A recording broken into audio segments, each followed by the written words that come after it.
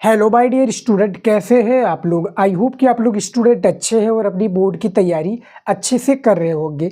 Student, आज के इस वीडियो में हम क्लास 12 समाज शास्त्र यानी सोशियोलॉजी के जितने भी स्टूडेंट 2024 में पेपर देने वाले हैं, तो हम उन सभी स्टूडेंट के लिए लेकर आए महत्वपूर्ण विस्तृत उत्तरीय प्रश्न, जो कि इस वीडियो को देखने के बाद में जो आपका 3 प्रश्न पूछे जाते हैं 8-8 नंबर का, 24 नंबर बिल्कुल पक्का हो जाएगा आपका। बोर्ड में बार बार आने वाले महत्वपूर्ण विस्तृत उत्तरीय प्रश्न को इस वीडियो में हम आपको बताएंगे। हर एक चैप्टर से लिए गए हैं और खासकर पूरे बुक से लिए गए महत्वपूर्ण विस्तृत उत्तरीय प्रश्न है। चलिए शुरू करते हैं और आज के इंपॉर्टेंट वीडियो को देखते हैं। यहाँ पर देखिए, सबसे स्टूडेंट हम क्वेश्चंस को आपको बताएंगे, इसका आंसर आपको नहीं देंगे क्योंकि इसका आंसर आपको ऑलरेडी बुक या क्वेश्चन बैंक में मिल जाएगा, बड़े ही आसानी से मिल जाएगा। नहीं मिलेगा तब आप हमें कमेंट कीजिएगा, नहीं तो इंस्टाग्राम पर मैसेज कीजिएगा। तो सबसे पहला जो प्रश्न क्या पूछा गया है, स्त्रियों की समानता और अधिकारों के लिए किए गए कुछ प्रमुख प्रयासों का विस्तृत वर्णन कीजिए। यानी जो स्त्रियों की समानता और अधिकारों हैं, इनके लिए जो कुछ किए गए जो प्रमुख प्रयास है, इसका आपको विस्तृत में वर्णन करना है। और ये जो स्टूडेंट प्रश्न है, ये काफ़ी ज़्यादा इंपॉर्टेंट प्रश्न है आपका। ये NCERT से लिया गया प्रश्न है। 2014 में भी प्रश्न आया था, यानी लगभग कितने साल हो गए, 9 साल हो गए। उसके बाद में क्या है, 16 में भी, 2022 यानी तीसरे साल में भी ये आया था। तो ये जो पहला प्रश्न है काफ़ी ज़्यादा इम्पोर्टेंट है, इसको आप तैयार कर लीजिएगा स्टूडेंट। इसका जो आपको आंसर है आपको बुक में देखने को मिल जाएगा समाज शास्त्र के। दूसरा देखिए प्रश्न क्या है, मेघालय उत्तराधिकार अधिनियम 1986 का सविस्तार वर्णन कीजिए।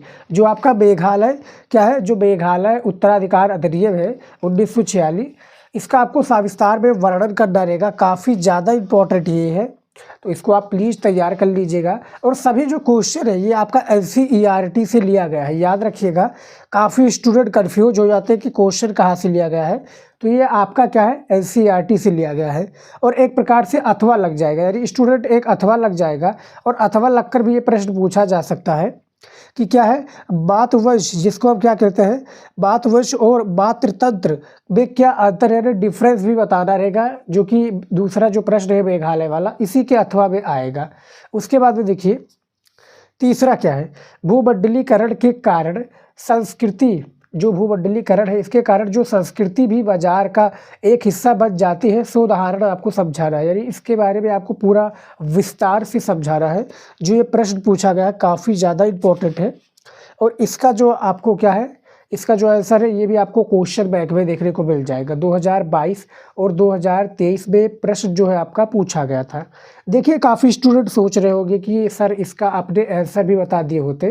तो बेटा मैं बता दूं आपको, इसका आंसर मैं बताने बैठूंगा तो लगभग कितने घंटे का, लगभग 5 से 6 घंटे का ये वीडियो बनेगा, जिसमें हम जितने इंपॉर्टेंट पूरे बुक के इसमें जो क्वेश्चन बताए हैं, यदि इसका आंसर देने बैठेंगे तो इतना तो कोई देखता नहीं है। तो इसीलिए मैं क्या करता हूँ, आपको इम्पोर्टेंट में प्रश्न बता देता हूँ कि भैया ये इम्पोर्टेंट है, इसका आंसर आपको बुक में मिल जाएगा, आप उसको याद कर लीजिए। अब काफ़ी स्टूडेंट के ये भी डाउट रहते हैं कि सर जो लॉन्ग क्वेश्चन है, यानी जो विस्तृत उत्तरीय प्रश्न है, जिसके लिए हमें एग्जामिनर जो है 8 नंबर देगा, इसको हम कैसे याद करें और कैसे लिखें बोर्ड एग्जाम में। तो यदि आपने हमारा समाज शास्त्र का हमने नया ही वीडियो जल्दी अपलोड किया है, समाज शास्त्र की कॉपी कैसे लिखे नहीं देखा है तो वो देखिएगा। और याद करने का सबसे बेस्ट तरीका मैं कभी कभी बताता हूँ, सबसे बेस्ट तरीका क्या है कि आप मॉर्निंग में याद कीजिए, यानी 4 बजे आप सुबह उठ जाइए, मॉर्निंग में याद कीजिए। और जो प्रश्न आपको, जैसे जो लॉन्ग क्वेश्चन है, लाइक 2-4 लाइन याद कीजिए, उसको कॉपी में लिख डालिए। इससे आपका 2 फायदा होगा, एक आपका जो राइटिंग सुधरेगी, दूसरा आपको प्रश्न भी जल्दी से याद होगा। यानी 2-4 लाइनें पढ़े, उसको याद होगा, फिर लिख लिए, फिर 2-4 लाइनें, ऐसे क्या है आपका सारा जो लॉन्ग क्वेश्चन है वो याद हो जाएगा। तो जो तीसरा प्रश्न था इसको भी हमने बता दिया है। चौथा प्रश्न देखिए क्या है, भारतीय समाज और संरचना हमें एक सामाजिक मानचित्र प्रदान करती है, व्याख्या कीजिए। जो भारतीय समाज और संरचना है हमें एक क्या है, मानचित्र, क्या है, सामाजिक जो है हमें एक मानचित्र प्रदान करती है, इसके बारे में आपको व्याख्या करना है। ये 8 नंबर का प्रश्न है, सभी को पता होगा। पहले क्या होता था, जो है वो 10 नंबर का प्रश्न पूछा था 3, तो वहाँ पर आपको 30 नंबर बल दिया जाता था। क्या है, 30 नंबर बिल जाता था। लेकिन यहाँ पर अब 8 नंबर का एक प्रश्न होगा तो 8 तिरिक 24 यानी 3 ही प्रश्न पूछा जाएगा। लेकिन जो प्रश्न का वो मार्क्स है वो कम कर दिया गया, यानी 8 नंबर कर दिया गया है। अगला प्रश्न देखिए क्या है।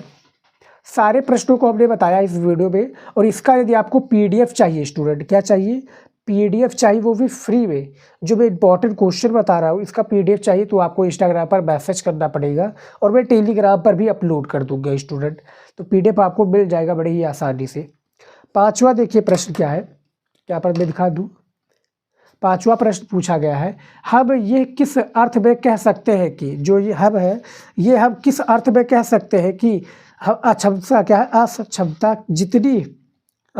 क्या है, जितनी शारीरिक है उतनी ही सामाजिक भी है। यानी इसके बारे में पूछा गया है कि हम क्या कह सकते हैं, या हम किस अर्थ से ये कह सकते हैं कि क्या है, जो हमारी क्या है असक्षमता है जितनी शारीरिक है उतनी ही सामाजिक है। 2020 में प्रश्न पूछा गया था, 22 में भी पूछा गया है, और 2023 में भी पूछा गया है स्टूडेंट। और इस प्रकार से भी आपका अथवा लगकर ये प्रश्न पूछा जा सकता है, ये वाला प्रश्न कि विकलांगों की प्रमुख समस्याओं का वर्णन कीजिए, नहीं तो दिव्यांगों की प्रमुख समस्याओं का वर्णन कीजिए। तो जो घुमा फिराकर अथवा लगकर प्रश्न पूछा जाएगा, जो इसका आंसर दे रहा है उन्हीं का भी आंसर आपको यही वाला देना है। आपको घुमा फिराकर पूछा जाएगा, लेकिन काफ़ी स्टूडेंट इसी में कन्फ्यूज हो जाते हैं। लेकिन मैं पहले आपको बता देता हूँ, कन्फ्यूज नहीं होना है। 6 नंबर आपका प्रश्न देखिए क्या है, भाषाई राज्यों ने भारतीय एकता को मजबूत करने में सहायता दी है, स्पष्ट कीजिए। क्या है, मजबूत करने के लिए कौन सी सहायता दी है आपको स्पष्ट करना है। तो इनके बारे में आपको भैया पूर्ण रूप से बताना है। क्या है, पूर्ण रूप से इसके बारे में आपको स्पष्ट करना है। अथवा लगकर इसमें भी आपका एक प्रश्न पूछा जाएगा कि राष्ट्र को परिभाषित करना क्यों कठिन है, और आधुनिक समाज में राष्ट्र और राज्य कैसे क्या है बंधित है, इसके बारे में बताना रहेगा। तो मैं अथवा लगकर भी आपको प्रश्न बता देता हूँ स्टूडेंट कि कोई भी डाउट ना हो। इस वीडियो में पूरे महत्वपूर्ण विस्तृत उत्तरीय प्रश्न को बता दूंगा। इसके बाद में आपको कोई भी दूसरा वीडियो देखने की जरूरत नहीं पड़ेगी समाज शास्त्र की। अगला देखिए क्या है, 7वां प्रश्न, सामाजिक सर्वेक्षण किसे कहते हैं, इसके प्रमुख उद्देश्य बताइए। जो सामाजिक सर्वेक्षण है ये किसे कहते हैं, इसको आपको क्या करना है, प्रमुख इसका उद्देश्य बताना है। सबसे पहले आपको यहाँ पर देखिए क्वेश्चन को आप नोट कीजिए कि क्वेश्चन भैया कहना क्या चाहता है। क्वेश्चन ये कहना चाहता है कि भैया हमें क्या है, जो सामाजिक सर्वेक्षण है इसके बारे में सबसे आपका इसका अर्थ दे दीजिए या परिभाषा दे दीजिए, जो भी कहना चाहे वो कह सकते हैं। इसके प्रमुख उद्देश्य भी बताना कि भैया सामाजिक सर्वेक्षण का मुख्य उद्देश्य क्या है।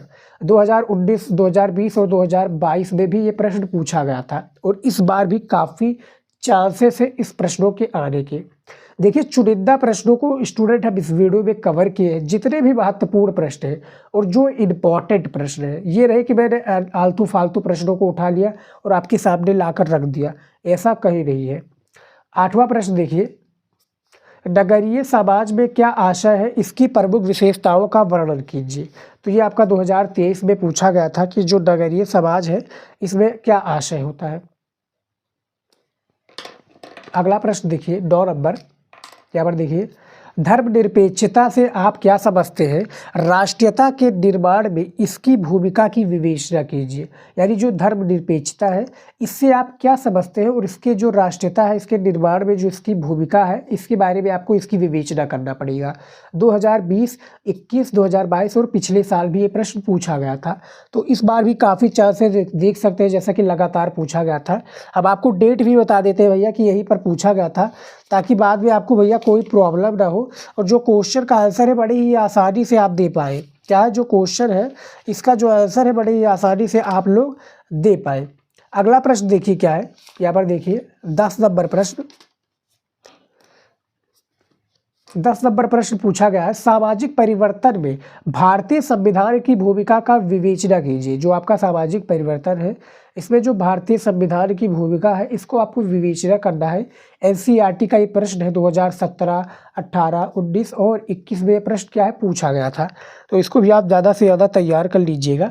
अब आपको डेट्स इसलिए बता देते हैं स्टूडेंट की काफ़ी कन्फ्यूजन होता है कि स्टूडेंट को कि किस सन में पूछा गया था ये क्वेश्चन, और हम आपको बता देते कि भैया इस सन में पूछा गया था और इस बार भी काफ़ी चांसेस के आने के।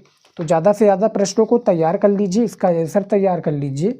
सिर्फ आपको 3 ही करना है, लेकिन जितना ज़्यादा तैयार करे रहेंगे उतना ही आपके लिए बेटर होगा, क्योंकि भैया वहाँ पर अथवा लगकर काफ़ी प्रश्न पूछे जाते हैं। एक प्रश्न नहीं आएगा, दूसरा आपको आता होगा वो मिल जाएगा आपको। यानी आपको टोटली जो 24 नंबर है स्टूडेंट, देखिए जो 24 नंबर है वो आपका कन्फर्म है, बस आपको आंसर सारे को याद करके जाना है।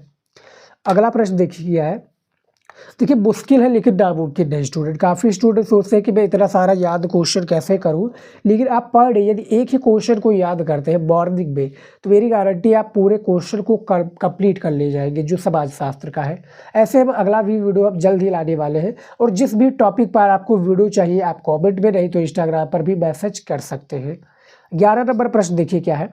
कृषक सामाजिक संरचना की व्याख्या कीजिए, इस पर वैश्वीकरण में पड़ने वाले जो प्रभावों का आपको मूल्यांकन भी करना है, या मूल्यांकन कीजिए। 2020 में जो ये प्रश्न है आपका पूछा गया था विस्तृत उत्तरीय का।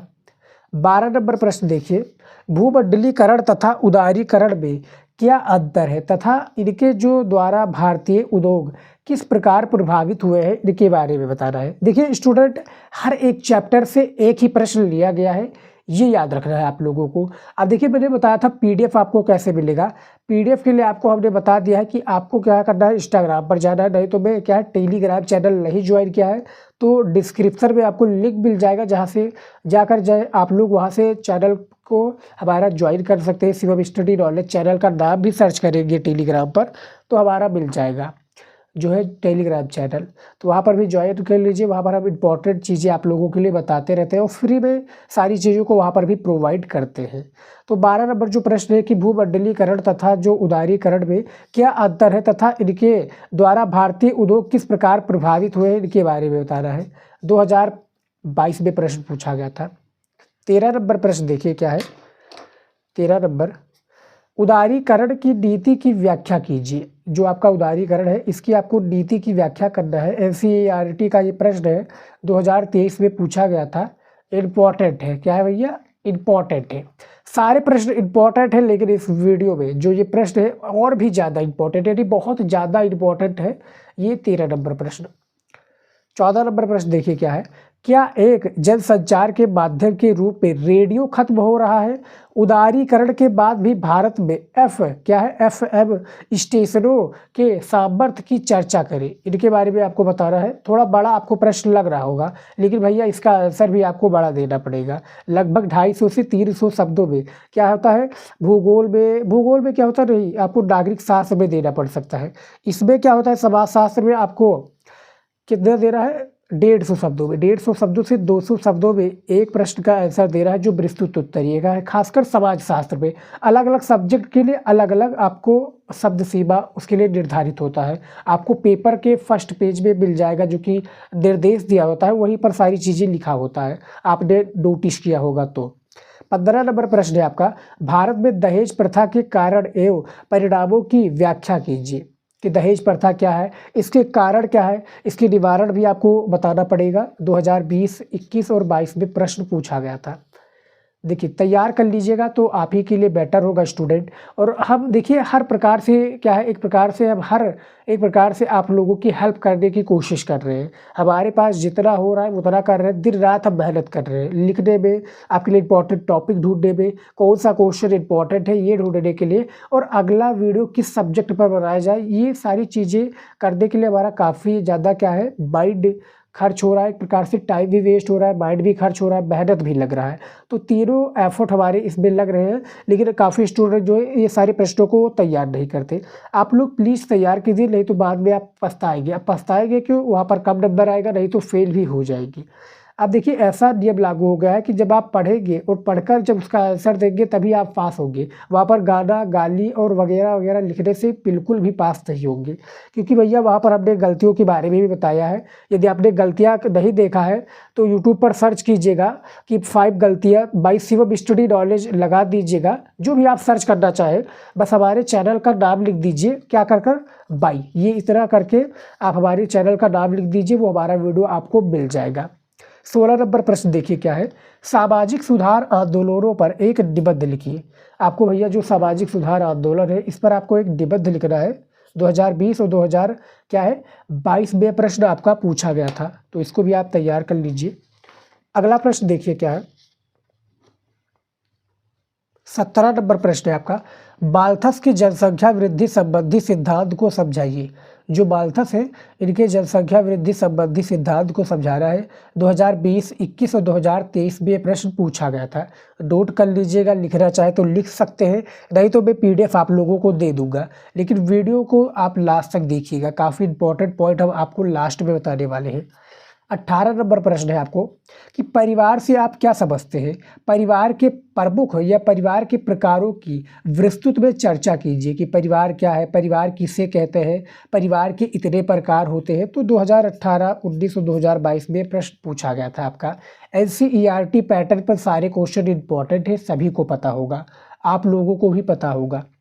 19 नंबर प्रश्न है आपका, आवधिक बाजार या हाट से आप क्या समझते हैं। ये काफ़ी इंपॉर्टेंट क्वेश्चन है, इसको आप ज़्यादा से ज़्यादा तैयार कर लीजिएगा इसका आंसर, क्योंकि ये इंपॉर्टेंट है। क्या है, आवधिक बाजार या हाट के रूप में भी आपका पूछा जा सकता है। से आप क्या समझते हैं, समय के साथ इनमें क्या परिवर्तन हुआ है, समझाइए। यदि जो समय है इसके साथ में जो परिवर्तन क्या हुआ बेसिकली, इसके बारे में आपको समझाना है। ये मोस्ट इंपॉर्टेंट क्वेश्चन है, तो तैयार कर लीजिएगा। 20 नंबर आपका प्रश्न क्या है, भारत में अन्य पिछड़ी जातियों की प्रमुख समस्याओं का विवेचना कीजिए। जो भारत में अन्य पिछड़ी जातियाँ हैं, जैसे कि अनुसूचित जाति, अनुसूचित जनजाति, तो इनके बारे में क्या है, जो प्रमुख इनकी रूटीन की या प्रमुख एक प्रकार से पर डे जो इनकी समस्याएं होती हैं वो क्या होती है, इनके बारे में आपको विवेचना करना है। किताबी भाषा से यदि आपने पढ़ा होगा तो लिख सकते हैं, नहीं तो आप अपने शब्दों में भी लिख सकते हैं। वहाँ पर कोई जोर जबरदस्ती नहीं है स्टूडेंट। 2020, 2023 और NCERT पैटर्न पर ये आधारित प्रश्न है। तो 20 नंबर क्वेश्चन भी हमारा कंप्लीट हो चुका है। जैसा कि आप देख सकते हैं स्टूडेंट, हमने आपको 20 नंबर भी प्रश्न बता चुका हूँ। ये देखिए सारे प्रश्नों का आंसर हमने दे दिया है। चलिए देखते हैं।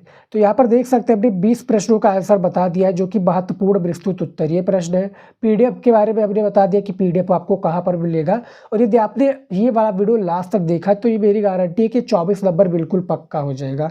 और यदि आप लोगों ने इंपॉर्टेंट टॉपिक के बारे में वीडियो नहीं देखा है तो टॉपिक वाला भी वीडियो हमारा मिल जाएगा, पार्ट 1 और पार्ट 2 का।